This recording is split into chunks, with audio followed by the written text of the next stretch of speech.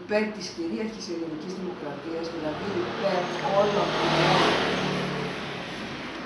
τα οποία είναι επικυρωμένα από όλους τους παγκόσμιους. Και ήρθε και μία δικαστική απόφαση ακόμα. Δηλαδή τι βιαζόταν.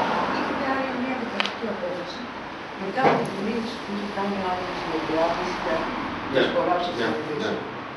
Αυτή είναι η πρώτη περιουσία που είναι πιστοποιημένη.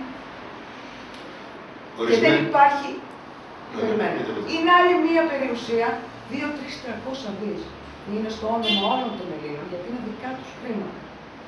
Προέρχονται από τα παγκόσμια ταμεία, τα οποία πρέπει να διαβάσετε. Αν διαβάσετε, ενημερωθείτε από το δελτίο τύπου που σας έστειλα, γιατί είναι πάρα πολύ μεγάλη ιστορία και θα πρέπει να μιλάμε για 2 ώρες. Είναι πιστοποιημένη περιουσία που κατοχυρώθηκε τα 2-3-300 δις με εντολή του πρώτου δημάρχου και μετά την ενίσχυσαν αυτή την εντολή άλλοι 4 δημάρχοι, που είναι νομικά πρόσωπα δημοσίου δικαίου, εκπροσωπούν λαό, έχουν δικαίωμα στα κληρονομικά κεφάλαια και αυτό που κάνανε είναι να δώσουν εντολή στον Αρτέμι του Σόρα να καταθέσει εγγυήσεις, κατέθεσε όλες τις μελέτες, 29.000 μελέτες για όλους τους δήμους της Ελλάδας και της Κύπρου. Γιατί δήμους? Γιατί είναι των δημοτών τα λεφτά, είναι των Ελλήνων τα χρήματα. Τα οποία περάσαν όλες τις πιστοποίησεις της παγκόσμιας, όλου του συστήματος και δεσμεύτηκαν υπέρ όλων των Ελλήνων. Από τις ΔΟΗ όμως δεν γίνονται δεκτά αυτά. Σε ποιος δεν γίνεται, ποιος δεν γίνεται δεκτά. Δεν γίνονται από τις αρμόδιες ΔΟΗ. Οι ΔΟΗ παρανομούν. Οι ΔΟΗ παρανομούν και αυτό ξεκίνησαν και οι διώξεις, οι εισαγγελικές διώξεις στους προϊσταμένους. Και δεν έχουμε προχωρήσει ακόμα εκεί που πρέπει να πάμε, γιατί δεν έχουμε προχωρήσει τις μηνύσεις. Όσοι δηλαδή προϊστάμενοι αυτή τη στιγμή δεν εξοπλούν και από το αποδεδειγμένο μερίδιο του κάθε Έλληνα που έχει δηλώσει ότι είναι αυτόχθον Έλληνα ηθαγενής και έχει αναγνωρίσει την περιουσία του και του ανήκει, όποιος δεν τον ξεχρεώνει θα πάει δικαστικά. Θα διωχτούν όλοι οι προϊστάμενοι που δεν έχουν ξεχρεώσει τους πολίτες. Σας έχει προβληματίσει όμως το γεγονός ότι γίνεται καμιά δικαστική έρευνα για όλο αυτό? Όχι, δεν μας προβληματίζει, γιατί έχουμε όλες τις δικαστικές αποφάσεις και όλα τα έγγραφα. Έχουν γίνει τα δικαστήρια, αυτά που πρέπει να γίνουν, έχουν γίνει. Αυτά που γίνονται τώρα δεν ξέρω γιατί γίνονται και τι είναι. Γιατί ούτε η απόφαση των 600 μπορεί να πέσει. Αυτά που λένε είναι παραμύθια, είναι μόνο για να επηρεάζουν την κοινή γνώμη. Για ποιο λόγο όμως νομίζετε εσείς? Για ποιο λόγο χτυπάνε τα γραφεία μας? 110 γραφεία. Αυτό το συγκεκριμένο γραφείο εδώ έχει χτυπηθεί 11 με 12 φορές. Φορές. Τρομοκρατική ενέργεια, τρομοκρατικές ενέργειες αυτές. Όταν σου σπάνε τα τζάμια κάθε δεύτερη μέρα. Όταν γράφουν συστήματα απειλητικά, έχουν καταγγελθεί μηνύσεις. Επίσης, θέλω να προσθέσω το άλλο. Ότι αφού έχουν γίνει όλες αυτές τις τρομοκρατικές ενέργειες και δεν έχει γίνει καμία κίνηση να εντοπιστούν οι υπεύθυνοι και όλη αυτή η συμμορία που το κάνει όλο αυτό, γιατί δεν μπορεί να χτυπάνε τα γραφεία μας, εμείς είμαστε όπως βλέπετε, κοιτάξτε τους τύπους μας, αξίες, αρχές, πολιτιακοί νόμοι. Κοιτάξτε τις αξίες. Λογική ελευθερία, ρε, και εμείς πάμε μόνο με αυτά. Εμείς πάμε μόνο με τον νόμο. Δεν έχουμε χρησιμοποιήσει ποτέ ούτε μία λέξη βίας. Και όχι μόνο, απαγορεύεται εκ του καταστατικού μας. Τα καταστατικά μας σας τα έχω στείλει όλα. Τις ιδρυτικές μας διακηρύξεις. Και μέσα στη συνειδητική μας διακήρυξη κλειδώνονται τα πρωτόκολλα. Δηλαδή, όποιος γίνεται μέλος της Ελλήνων Συνέλευσης πρέπει να είναι Άγιος. Άγιος, το καταλαβαίνετε, πρέπει να είναι ιερό, δηλαδή να είναι τέρας ηθικής. Οπότε καταλαβαίνετε και τα δημοσιεύματα τώρα ποιο σκοπό έχουν. Δηλαδή, εγώ τα παραλληλίζω με τα χτυπήματα στα γραφεία μας. Αυτοί που χτυπάνε τα γραφεία μας είναι οι ίδιοι που διασπείρουν όλη αυτή τη συκοφαντία, τη λάσπη και το δηλητήριο και όλα τα ψέματα στα κανάλια και είναι ασίδωτοι. Δεν τους κουνάει κανένας και μιλάνε για δικαστικές αποφάσεις που θα αμφισβητηθούν. Ποιος θα το κάνει αυτό? Ποιος θα μιλήσει? Οι δημοσιογράφοι θα μας πούνε αν θα ακυρωθούν δικαστικές αποφάσεις. Πού είναι η δικαιοσύνη? Πόσα χρόνια έχει βγει η δικαστική απόφαση, κύριε Ηλιόπουλε? Πόσα χρόνια? Θυμάστε? 2. Το 2013 έχει βγει η δικαστική απόφαση ότι έχουν επικυρωθεί με άλλες αποφάσεις. Είναι πιο πριν. Αλλά η δικαστική απόφαση για με τον Άδωνη Γεωργιάδη είναι από το 2013. Να ρωτήσω εγώ κάτι άλλο. Τότε δεν μάθατε τίποτα? Εγώ θέλω να το ξέρετε ότι επάνω ήταν και το Star και ήταν κανάλια επάνω στη δίκη, γιατί εγώ τότε πήγα και τότε εντάχθηκα και στον αγώνα. Εγώ θέλω να μου πείτε και το εξής. Ποια είναι η διαδικασία για να αποκτήσει κάποιο πατερινός ιδιώτης που θέλει να έρθει στην εκδοσή αυτά τα αξιόγραφα για να μπορέσει να τα δώσει στις ΔΟΗ? Τι διαδικασία ακολουθείτε? Τα μέλη μόνο μπορούν να κάνουν αυτές τις εντολές. Το να γίνεις μέλος σημαίνει κάνεις αίτηση εγγραφής, διαβάζεις το καταστατικό, διαβάζεις τους κανονισμούς, συμφωνείς με τα πρωτόκολλα και τότε γίνεις μέλος. Υπάρχουν άνθρωποι που έχουν έρθει να κάνουν το εξώδικο και ήταν πολύ...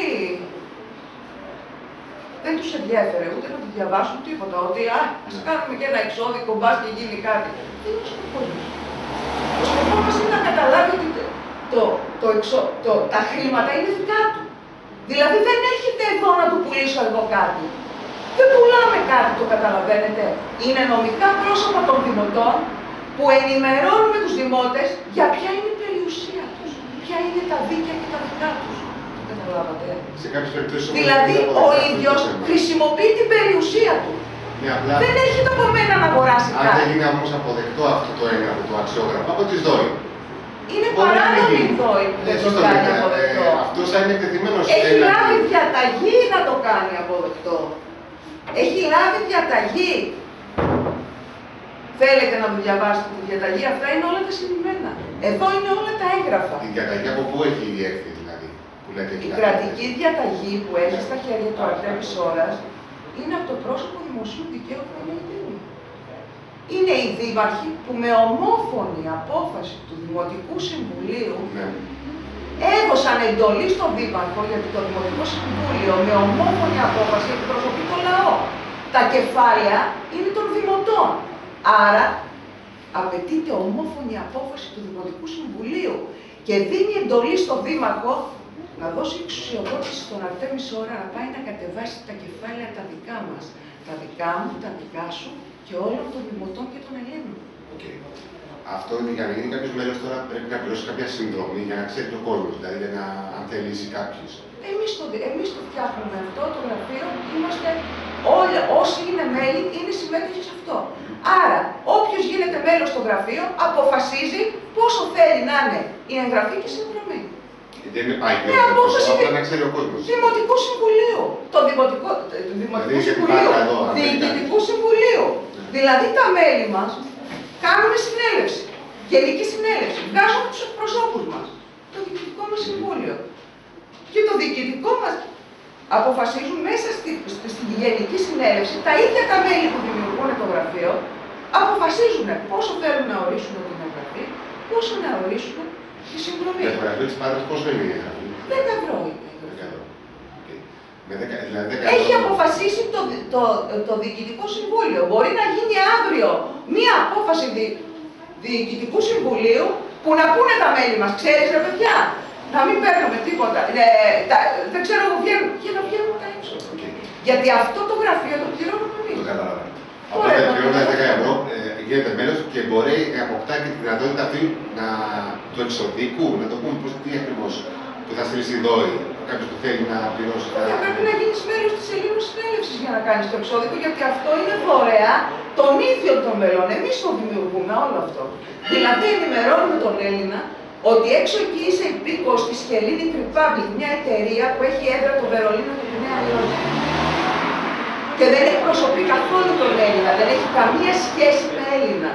Μόνο τον κλέβει και στο όνομά του, στο όνομα του ελληνικού λαού, ψηφίζει μνημόνια παράνομα. Κλέβει Και δεν ρωτάει κανένα.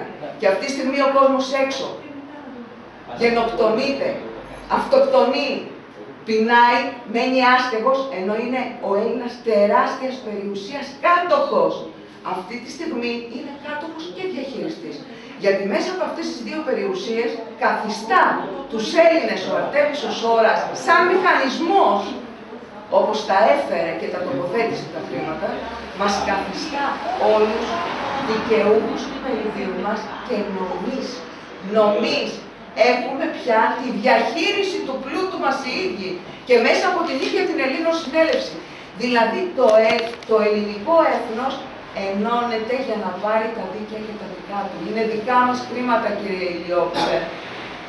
Σταματήστε την παραπληροφόρηση. Γενοκτονείται ο Έλληνας έξω. Αυτοκτονούν κάθε μέρα κόσμος. Σταματήστε την παραπληροφόρηση. Αυτή είναι η αλήθεια. Μελετήστε όλα τα στοιχεία που σας έστειλα. Λοιπόν, μελετήστε τη διαταγή σας, παρακαλώ. Θέλετε να σας τη στείλω. Θέλετε να σας την κάνω δώρο. Αν δεν μελετάτε, όχι, θα μελετήσετε πρώτα αυτά που σας έστειλα και μετά θα σας στείλω. Έχει πολλά στοιχεία μας. Άμα τα δείτε, θα κρίνουμε. Και σας έχω στείλει και δελτίο τύπου στο ωράριο όμως και σας περιμένουμε να σας ενημερώσουμε για ό,τι θέλετε. Σας έχουμε κάνει πολλές προκλήσεις. Εντάξει. Δεν καταλαβαίνω γιατί πάτε πότε. Έχετε ένα τηλέφωνο, σας παίρνουμε. Εσάς προσωπικά. 3, 12, 5, 30. Δεν μας το σηκώνουν αυτό το τηλέφωνο. Το είχαμε πάρει την άλλη φορά και όλο. Άμα έχετε κάποιο κινητό, πολύ ευχαρίστως για να σας βρίσκουμε προσωπικά. Και ό,τι θέλετε, εμείς είμαστε εδώ πέρα, τα απογεύματα είμαστε πάντα εδώ. Ναι. 6972 40 88 78. Γράψω και το όνομα το σας. Να είμαστε κομπλέ, ό,τι θέλουμε να σας ενημερώνουμε και εσείς, να ενημερώνεστε και εσείς, να ενημερωνόμαστε. Κύριε Ηλιόπουλε, μην βάζετε τεχνολογία στον εαυτό σας. Εμείς δεν βάζουμε. Είστε Έλληνας. Έχετε δικαίωμα σε αυτά τα κεφάλαια. Είναι δικά σας. Τώρα πια τα έχει καταστήσει στη νομή μας. Είστε τελικός δικαιούχος. Οι Έλληνες παίρνουν τη διαχείριση του πλούτου στα χέρια τους. Παίρνουμε την Ελλάδα στα χέρια μας μέσα από απόλυτα δημοκρατικές διαδικασίες. Το καταλαβαίνετε. Αφήστε τις παραφιλολογίες. Είναι ένα σύστημα τραπεζιτικό που μας πολεμάει όλους. Είμαστε όλοι θύματα. Όπου και να βρίσκεστε. Όπου και να βρίσκεστε. Δεν υπάρχει αυτό το πράγμα που φτιάξανε.